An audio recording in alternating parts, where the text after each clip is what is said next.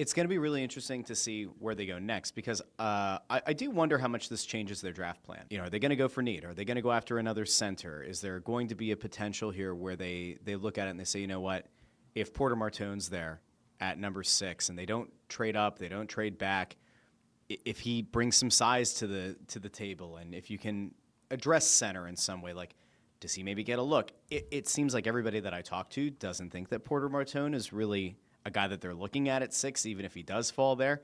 Feels like they'd probably still swing for a center. I think that's absolutely the preference, just and also just from a organizational depth standpoint too. They need centers, and you know, even if you draft a center and he's not a center in the NHL, you can move him to wing.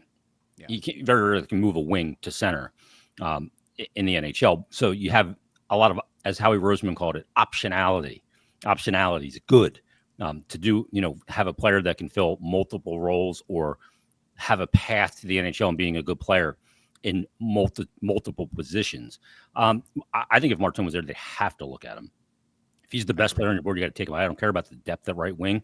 I've got to make moves then to free up his path. And I think he's one of those guys that his path to the NHL is more accelerated than some other guys. Doesn't mean he's going to be a better NHL player than them.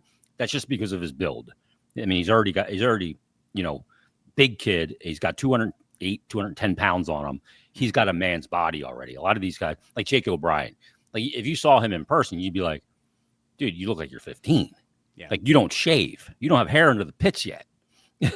And you got a long way to go. So I think you'd have to consider him. But I think obviously the preference is that they do go center.